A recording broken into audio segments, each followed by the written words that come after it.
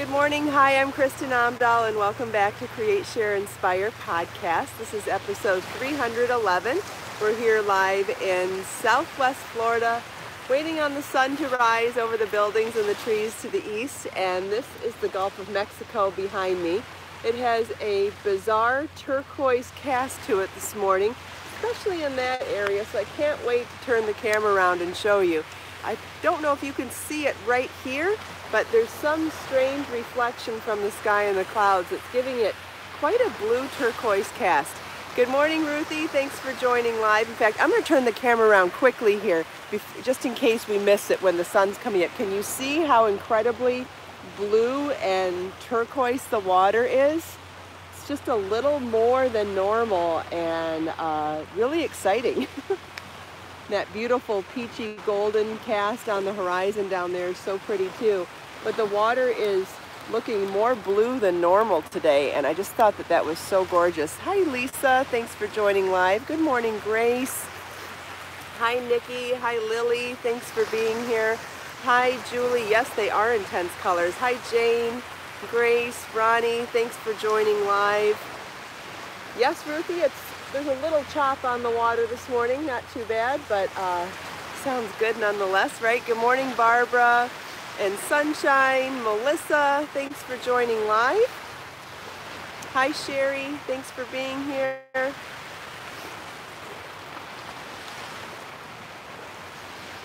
Oh, thanks, Joe. It's a little chillier than I thought it was going to be this morning, so it's a little chilly. It's I think 59 or 60 out here, so as long as the wind doesn't come up, I should be okay with my light layers. It's going to be down in the 40s tonight, so tomorrow morning is going to be a bit of a challenge. Thanks, Lisa. Yeah, I just blow dried my hair this morning. Have to blow dry it. I have to do something with it at this length. It would look silly if I just air dried it. So I blow dried it with a round brush tool, and that's that. But at least it doesn't take long to dry fine hair that's short. So it's not a long process. Thanks, Grace. Thank you, Lisa. Yeah, it's fun. It's a little shockingly short to me, but I suppose I'll get used to it, and in the meantime, it'll grow too. Hi, Christine. Thanks for joining live. I can almost get it in a ponytail. It's like I can get it in a ponytail, and it's still pieces dangling down. Oh, a couple people have commented on my shirt. Thank you. It's a real light flannel shirt from Lucky Brand. Oh my gosh, probably 7 or 8 years ago.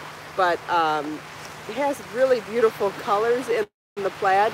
It has a bright cobalt blue, some violet purple or some plum, along with burgundy, which is just a really unusual combination of colors in a plaid. And it was that cobalt and violet that really spoke to me when I saw it years ago, and I've been loving it ever since.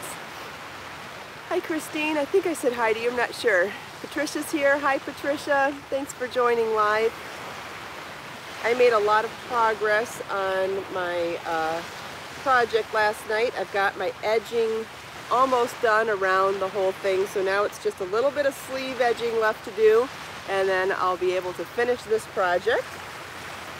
So that's good, and then should have these patterns published by Friday. I'm hoping for Friday. Good morning, Rebecca. Thanks for joining live. Yeah, good for you, Christine. You're not on the East Coast, so I know this is extra early for you. Can't remember what time it is for you right now, but I know it's not in the 7 o'clock hour. Hi, Karen. Thanks for joining live. Yeah, the lace is real pretty on this piece. There's the body lace, and then I did a different lace, like a variation on, it's a variation on granny stitch, I guess. It's a 2 round, that's what I did for the edging, and then the body you've seen. So it starts with a set of foundation ovals in the center here, and you work out in pattern in this direction, and then out in the other direction. Yes, this is Be So Fine yarn. Oh, Rebecca's having breakfast and watching the beach with me. That's wonderful. Yeah, make a beautiful tablecloth too, Naomi. Make a beautiful tablecloth, a beautiful shawl, a beautiful dress, a beautiful skirt, all sorts of things. Thanks, Christine. Yeah, it is pretty. I agree. I love it. So I guess I could start giving you an idea. So it's going to be what they call, there's two things that people call this type of project. They call it a blanket cardigan and they call it a cocoon shrug. And either one is correct. So you take a rectangular piece of fabric and you sew up the thin edges, leaving a hole for the sleeve in the center. So, and it turns it into a cardigan. So the two long edges are not sewn, the two short edges are sewn up except for the middle. This will make more sense when I show you the pattern. And it turns into a shrug or a little cardigan, depending on how you like to call it. But this construction style goes by two names, blanket cardigan and cocoon shrug. And when I release the pattern, it will have sizes. There'll be four or five sizes, starting with 36 and going up in 4-inch increments. Super easy, and once you understand the construction, you can take the schematic and apply this to any stitch pattern, any combination of motifs, anything.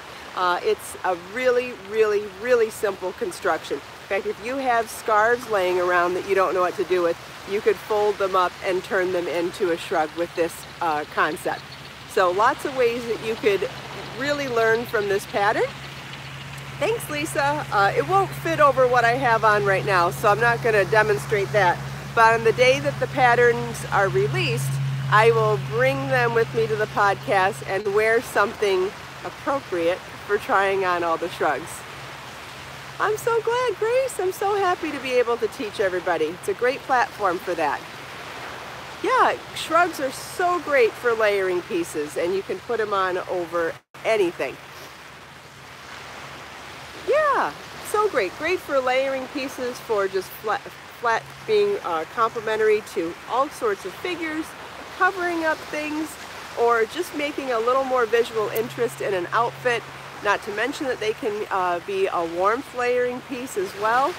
But this one not so much, but the other two are going to be in Be So Tender yarn, and they're definitely more for warmth. This one's more decorative. But imagine seeing a bride in something like this, or doing them in the colors of the bridesmaids. Wouldn't that be beautiful?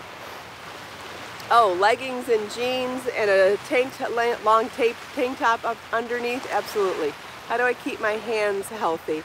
Well, I think that because I work with my hands so much, I think it keeps my joints well lubricated and warm. But if my hands do get sore, I like to massage my hands and put some of my really nice hand lotions that I make with essential oils on my hands.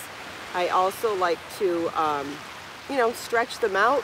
Definitely massage with oil, things like that. But in general, I like to not only keep them moving, I think it's important to use something so that it doesn't get stiff from lack of use. But if I'm doing a whole lot of crochet and my hands get sore, I switch to knitting. And if my hands get sore from too much knitting, I would switch to crochet, because I feel like I use different muscles or use them differently between the two techniques. So because of that, I feel like even just doing something different often gives me the kind of relief that I need. Hopefully that answers your question. And if you have more questions about that, I'm happy to explain what I do. One thing that I love to do to promote circulation when my hands get sore is do this, which just seems like such a silly thing to do, but there's something about giving them a good shake. I can already feel the blood flowing in there more right now. It's such a wonderful feeling. Now, if you have some other issue that makes you not be able to move your hands quickly, I mean, I'm not a doctor. I don't want to encourage something that your doctor's told you not to do. But as long as you don't, hi Steve, as long as you can do something like this, you don't even have to do it as fast as I did. There's something about it that rushes the blood to these extremities, and it's that blood flow that really rejuvenates your hands. It feels so, so good to get that extra circulation going. Hi Annie, thanks for joining live. Hi Donna, thanks for joining. Does anybody have any questions about what I said about hands? Like, just even massaging your fingers and massaging your hands also promotes circulation and blood flow. And I feel like when you're having issues with pain or soreness in your hand circulation, that promoting circulation really helps a lot. Lisa doesn't have any questions. Good. Very good. This feels good too, just putting your hands together and rubbing. Yeah, Christine goes back and forth between different types of crafting too, because you use your hands differently with different ones, and sometimes that helps a lot. Handshaking works for Grace. Yeah, that's one of my favorites. That and doing some sort of massage like this, even doing a sugar scrub is really nice. When I put my sugar scrub on and rub it between my fingers, it's all that movement on the surface of your skin that stimulates circulation. Steve gets a cramp in his left hand after crocheting for about an hour. You know, taking breaks is good too, because I know I have chronic lower back pain. When I'm heavier, it's worse. When I'm thinner, it's not. When I exercise, it's better. When I don't, it's not. And whatever, that's life, right? But I find if I'm going to do some sort of marathon pushing through a project and want to put in 6, 7, 8 hours in a day, I have to really pay attention to getting up and taking breaks. So for me, it's my back. If your hands get sore, set a timer. Make sure that you're getting up and giving your hands a break. Do some sort of a massage, or wiggling your fingers, or shaking your hands, or something to give them a break from what you're doing. Oh, my sister and Ani, Trina. My sister Trina is Katrina Curtis on there, and her daughter Ani are watching with us this morning. So everybody want to say hi to Trina and Ani. They are the ones that got the earrings that I was talking about for Christmas. In fact, they got a pair of these in Chantilly lace, and then I sent Ani a pair of the fine chandelier earrings too, because she mentioned she liked them in a video a while back. Hi, Ani and Trina. Yeah, stretching and closing your hands. Yeah, squeezing your hands tight and then letting them go. Stuff like that helps too. They're in Michigan. There we go. Whole bunch of hellos for you guys now. That's great. Oh, that's so nice. So nice. Does anybody have any other questions about giving your hands a break and things like that? Because I'd be happy to answer more questions. Look at how blue the water's looking here now. Can you see that in the camera? It's almost turning like a bright sky blue on the water. Is that showing up on camera? Must be something in the clouds, but wow. Can you see how bright blue that is? So pretty. It's so unusual. We don't, oh good, you can see it. Wow. Every day's different at the beach, right? Look, that color is something else today.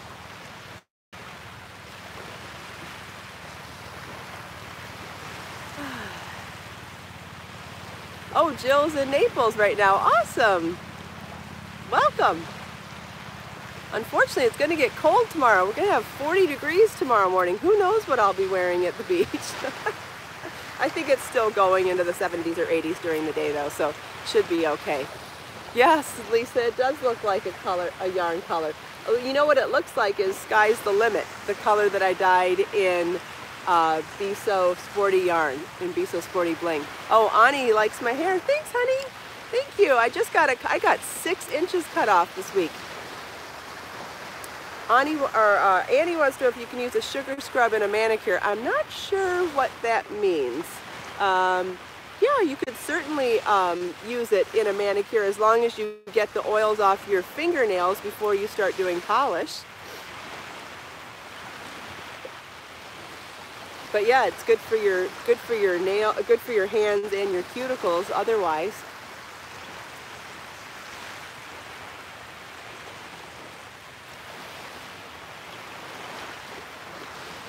Christine's weather in Montana has been 40s and 50s. Oh wow, that seems pretty mild for Montana for the winter. You've been lucky so far. I'm sure you'll get some snow eventually. Trina, do you have snow in Michigan right now? Yeah, 40s is going to be cold for us tomorrow, that's for sure, but I'm excited for it. It'll be fun to have a little change, as long as it goes right back to being warm afterwards. Like, I'm debating riding my bike tomorrow. No, right now the meetup is on hiatus, Jill. I'm not doing it right now. It doesn't fit into my schedule, unfortunately. As soon as I can, I'll do it again. Karen wants to know what part of Michigan my sister lives in. The suburbs of Detroit. Yes, Donna, I did see your request for doing the Shangri-La bag left-handed. Yes, it is on the list. Absolutely. 22 and snowing in New York. Now that's cold. Yeah, just a few hours north of Ohio, Karen. That's right. Not too far. We're just north of Detroit.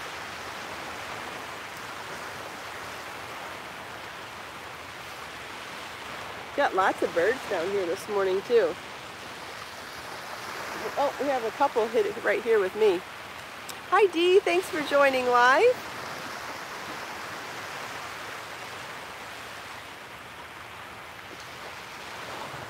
Jill lives in suburbs of Detroit also. Wonderful. Yeah, that's where I grew up too. 18 degrees and dusting snow where Trina is. Wow, that sounds really cool. Yeah, wouldn't it be great if we could see a dolphin day? We've got one of our birds. Hi, buddy.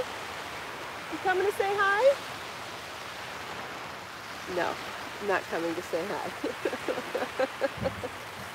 Well, I was going to start on one of the sleeves here. We'll see if I do or not. Hi, Vera. Thanks for joining live.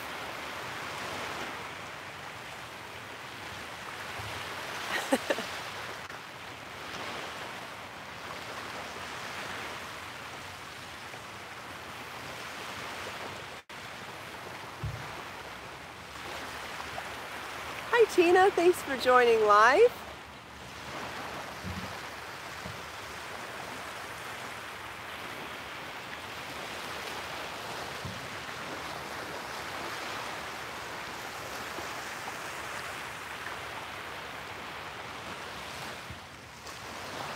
Does Trina craft? Trina and Ani have crafted with me on and off over the years, and Trina's done a few things on her own over the years, but I don't know. Trina, are you and Ani doing any crafting these days? That's a good question. Let's see what kind of answer we can get from them. Vera wants to know what I'm working on. This is one of the samples for the new patterns that are going to be released later this week. The type of project it's called, it goes by two names. Some people call them a blanket cardigan, and some people call it a cocoon shrug, but it's a very simple rectangle that's turned into a cardigan. Donna, you know what? I wind some of my yarns onto cones so that they can sit on the floor. It's just something that I do personally sometimes. I have the ability to wind things into balls or cones, so I do both. Trina answered the question. She is a manicurist, and so she says her craft is her nails, and that is true. Trina is excellent at doing nails, and if anybody in the Detroit area is interested, I would certainly love to tell you again, or tell you all where she works. She works at a beautiful salon in Brighton. Trina, do you want to say, Sherry, the project's not done, so I can't tell you how much yarn it takes yet, but as soon as I am done, I will absolutely be letting you know how much it takes. Yeah, it'll be a beautiful shrug for a gift, absolutely. So here is the piece. Someone's asking what I'm wearing. I'm wearing the, what is it called? Midnight Tryst shawlette, and I promised the other day that I was going to bring the crochet version with me to the beach, and then I remembered during Black Friday I sold the crochet one, so I don't have both samples with me anymore. So you'll have to look at the free patterns on my website and watch the videos and see the photos there. But there is a crochet side-to-side shawlette in very similar construction to this knit one, and it's called Midsummer Garden Shawlette, and this one's called Midnight Tryst. Each one uses a ball of Be So Fine yarn, and you start with a skinny side and then work your way towards the center. Yeah, you can find the crochet one on my website, it's there.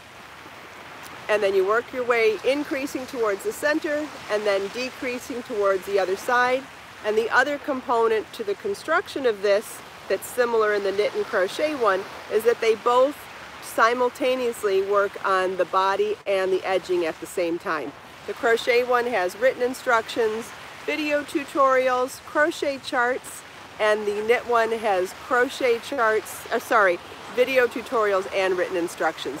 Saw a question about amigurumi, but I did not finish reading it, so if I can't get to it during the live broadcast, please feel welcome to leave your comment in the recorded version, because I make a point to answer all of the recorded comments and questions throughout the day. So if ever I miss your comment or question, please feel welcome to come back afterwards to do that.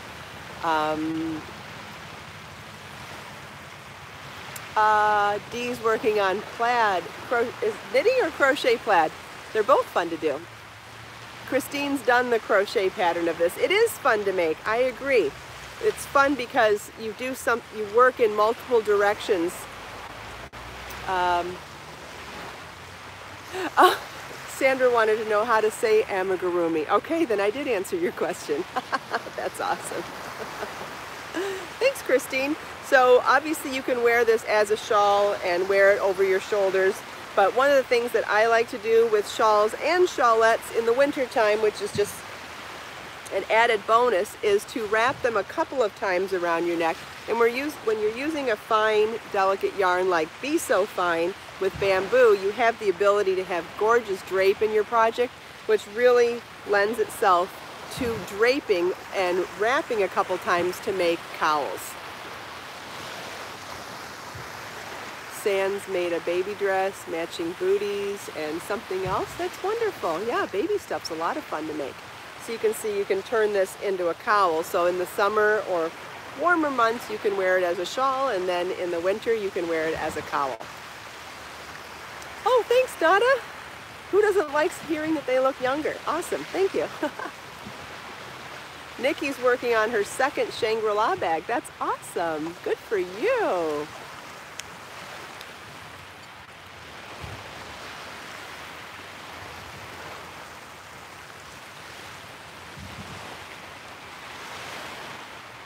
Yeah, I like working on baby stuff too. Super fun. In fact, there is a hat that I made for Ani when she was little that I'm going to finally publish with Be So Baby yarn. I made her an adorable little hat. Ani, you won't remember this, but Trina will.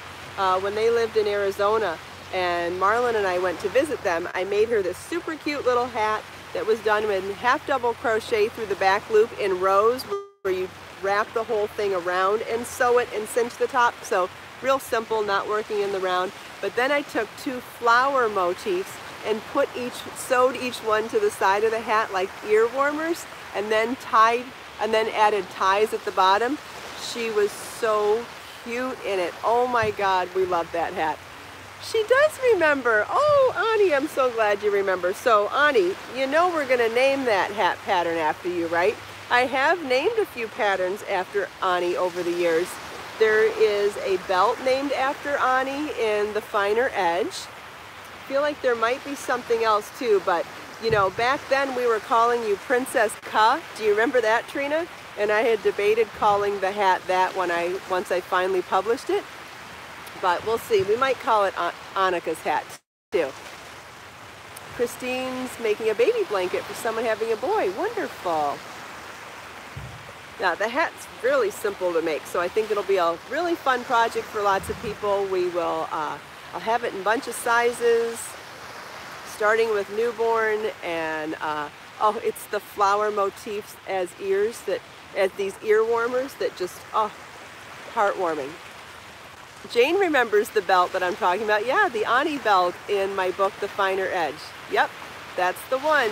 That's a really fun technique too. That's where you make one motif and then add partial motifs as you go, and it gives the illusion of them being solid motifs that are overlapped. That particular stitch pattern I made as a belt in that book, but then if you come back to my YouTube channel or on my website, I took crochet wire and made gorgeous earrings out of 3 repeats of that pattern as well. So cute. They're called the Vermeil crochet earrings, I think.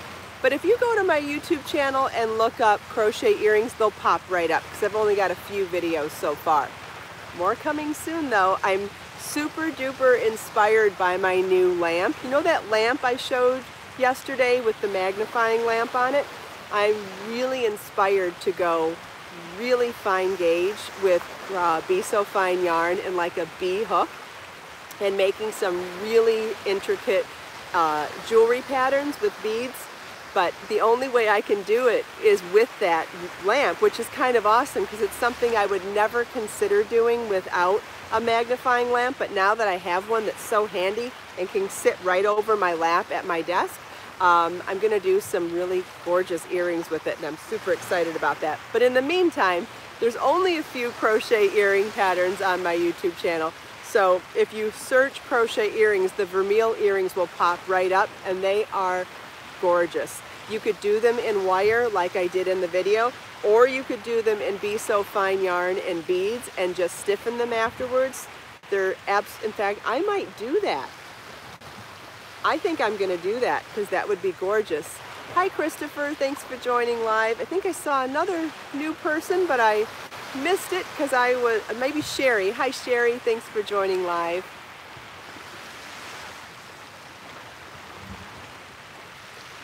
I got my yarn tied and I didn't get much farther than that, did I? That's okay. It happens. Sometimes we talk and have so much fun that we don't get around to crafting, but at least my intention was there. I'll work on it later.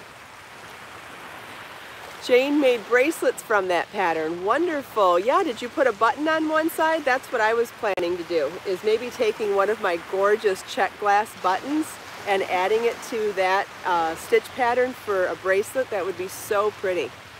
Hi Edna, thanks for joining live. Gosh, we have people from Australia, Canada, Hawaii, India. We've got, I think I saw someone from Puerto Rico this morning. There are people all over today. That's great. What an amazing platform we have here with YouTube to be able to chat and enjoy our mornings with so many different people from around the world. Hi Carol, thanks for joining live. All right, well we are almost out of time, so let's take this last minute to look out on our gorgeous view. Soak in these beautiful colors, the sounds of the waves, and set our intentions for the day.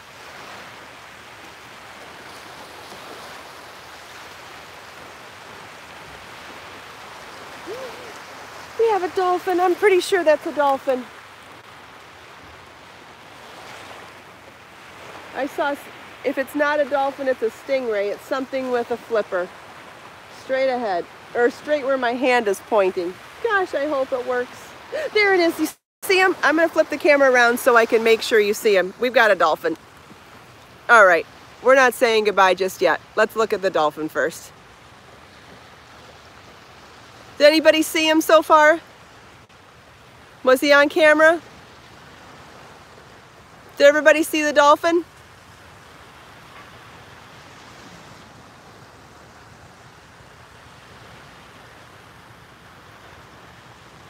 Oh good, you did see him. All right, well he's gone now anyway. All right, then we'll say goodbye after all. All right, if you enjoy my podcast, please give it a thumbs up. I'd really appreciate it. Share it with your friends. Don't forget to subscribe to my channel and click the bell notification so you always know when I'm going live or have a new video uploaded. Let us make time to create, share, and inspire.